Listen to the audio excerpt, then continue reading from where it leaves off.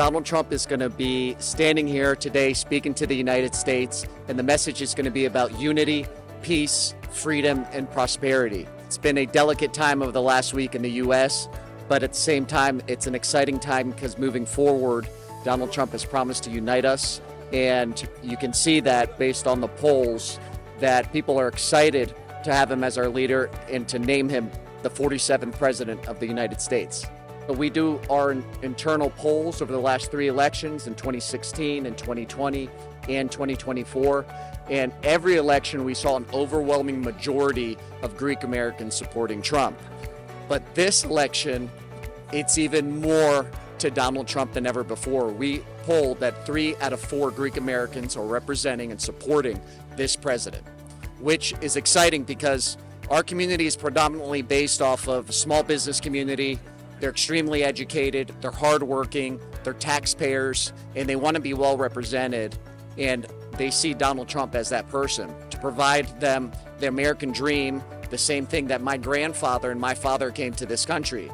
They really see him as a hopeful person that will bring prosperity and freedom to everyone, and not focusing on things that really don't matter nowadays. People are hurting. They're hurting physically, fundamentally, mentally, and they want someone that's going to come and give him that sense of opportunity and freedom that we always had in this country. And that's what Donald Trump is going to bring, and that's why our community, the Greek American community, supports him.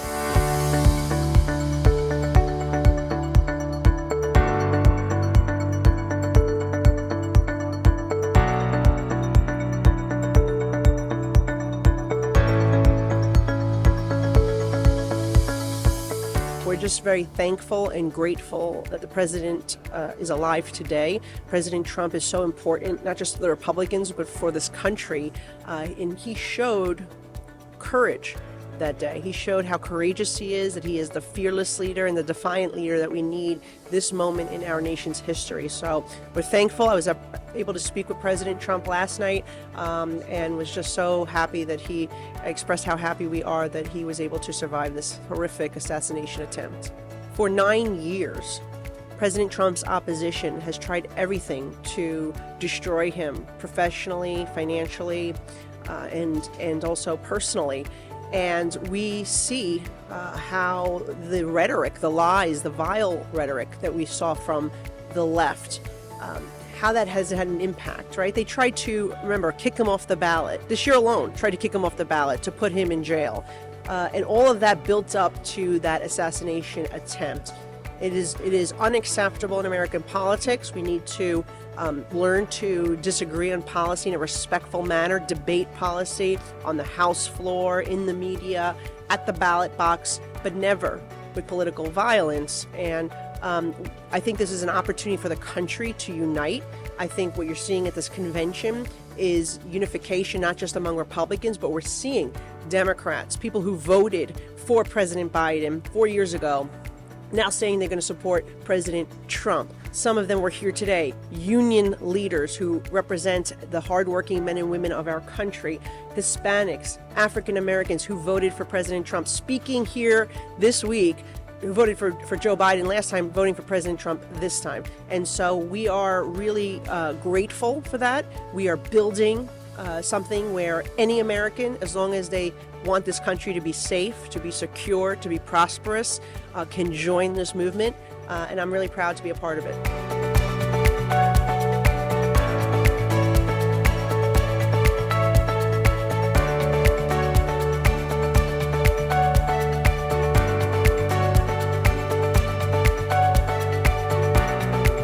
He delivered a unifying speech because at the end of the day, what unites us are the issues that we're facing in this nation. And that's the fact that it is becoming increasingly unaffordable for a person to raise a family and to have a life, whether in New York or the rest of the country. It also is becoming increasingly unsafe.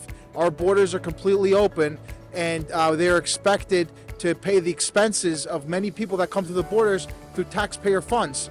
Meanwhile, the economy is not what it was a few years back. So he is uniting the people. He's uniting the people behind the issues that are important, and that's why he'll be victorious in November. The Republican Party in general has been pushing the rhetoric to die down. But we cannot also forget the issues that are at hand and what is at stake in this election.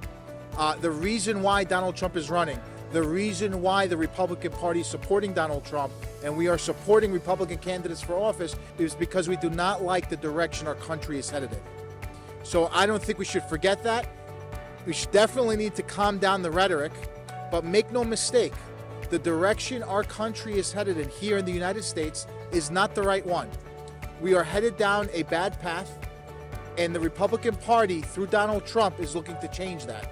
And that's why I believe Donald Trump will be victorious in November.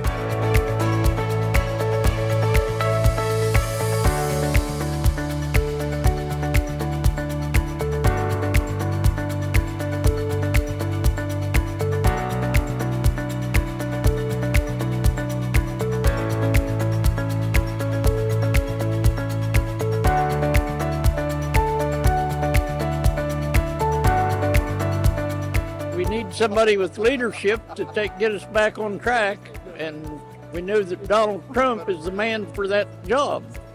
He's done a really good job before, and it's went downhill since he left office. So we're looking forward to having a successful election and taking back the Senate and the House, increasing our margin by a great margin in the House. I think he's done a great job, and he seems to be more congenial to the other people's views and stuff, and I just think he's doing a fantastic job, and hope to see him back in the office in January. I am concerned about the unity. How we can move forward is a hard question. I think starting with kindness, people who might not agree with us, show them how we live, that we are nice people, and that we do have the best interest of our country and our people at the core of our mission, and I think that can be unifying. I feel like there's a lot of trouble with our elections. I live in the state of Michigan, and they're passing new laws which make our elections less secure. Of course, the laws say they make them more secure, but that is not what is happening. So I do have great concerns. I think for people like us that are here today, we want to fight and try to regain control of our elections. And I think for a lot of other people, they become disenfranchised and they stay at home and they don't vote and they lose hope. I think the freedom for the entire world is at stake.